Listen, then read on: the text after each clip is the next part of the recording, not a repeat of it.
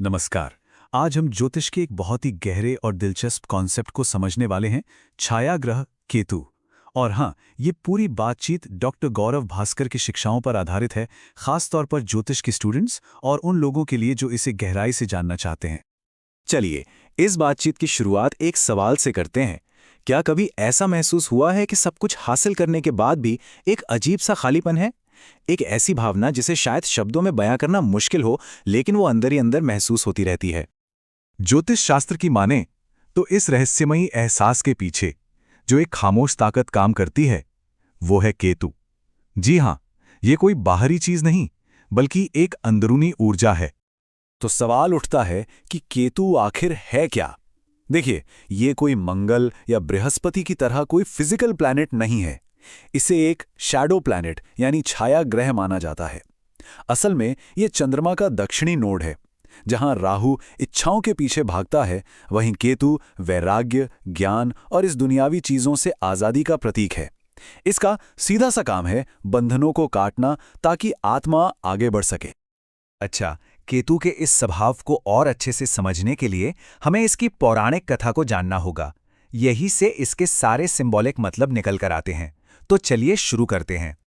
तो कहानी कुछ ऐसी है कि जब भगवान विष्णु ने राक्षस स्वर भानु का सिर धड़ से अलग किया, तो सिर बन गया राहु और धड़ बना केतु। अब यहां सबसे मजेदार बात यह है कि राहु, जिसके पास सिर्फ सिर था, वो दुनिया भर की चीजों के पीछे भागा। लेकिन केतु, जिसके पास सिर्फ शरीर था, वो अंदर की ओर मुड़ गया और मोक्ष की तलाश करने लगा। बस यही कहानी उनके स्वभाव का पूरा सार है। तो पौराणिक कहानी से आगे बढ़ते हैं और अब ये देखते हैं कि ज्योतिष में केतु की ये जो डिटैचमेंट वाली एनर्जी है, इसका असल में मतलब क्या होता है। केतु हमारे जीवन के बहुत गहरे हिस्सों को कंट्रोल करता है, जैसे कि हमारे पिछले जन्मों के कर्म, आध्यात्मिक ज्ञान की तरफ झुकाव और त्याग या वैराग्य की भावना।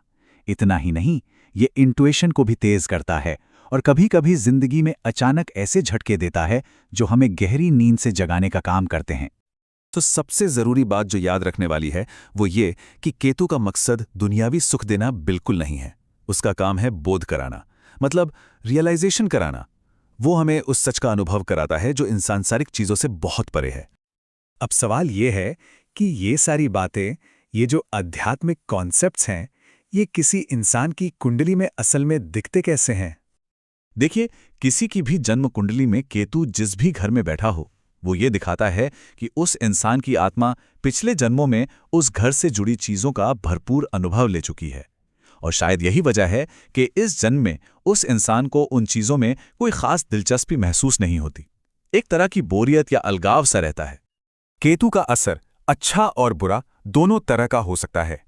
अगर केतु मजबूत हो तो इंसान बहुत आध्यात्मिक, रिसर्चर और इंट्यूटिव हो सकता है। लेकिन अगर केतु पीड़ित हो तो ये कंफ्यूजन, अकेलापन, रिश्तों में अचानक ब्रेक और यहां तक के आइडेंटिटी क्राइसिस भी पैदा कर सकता है। पर एक बात हमेशा याद रखनी चाहिए, चाहे अनुभव अच्छा हो या बुरा, केतु का फाइनल मकसद एक ही है, हमारी आंखों से भ्रम के पर्दे हटाना, ताकि हम परम सत्य को देख सकें। उसकी दी हुई मुश्किलें भी उसी रास्ते का एक हिस्सा हैं। चलिए, अब आगे बढ़ते हैं और ये जानते हैं कि कोई इंसान केतु के प्रभाव के साथ, खासकर उसकी महादशा के दौरान, कैसे काम कर सकता है। केतु की महादशा 7 साल की होती है और ये एक ऐसा दौर हो सकता है जब जिंदगी एकदम दिशाहीन लगे। पुराने रिश्ते टूटते हैं, आदतें छूटती हैं और हमारा ईगो, मतलब अहंकार, धीरे धीरे घुलने लगता है। लेकिन अगर इसे सही नजरिए से देखा जाए तो यही वो समय है जब जबरदस्त आध्यात्मिक ग्रोथ हो सकती है। तो केतु की एनर्जी को बैलेंस करने के लिए कुछ उपाय भी बताए गए हैं। जैसे भगवान गणेश की पूजा करना सबसे अच्छा उपाय माना जाता है।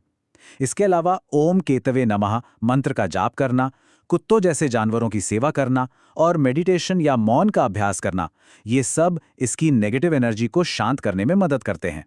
तो अब हम इस चर्चा के आखिरी हिस्से पर आते हैं और केतु के पूरे मकसद को मुक्ति की एक यात्रा के तौर पर देखते हैं।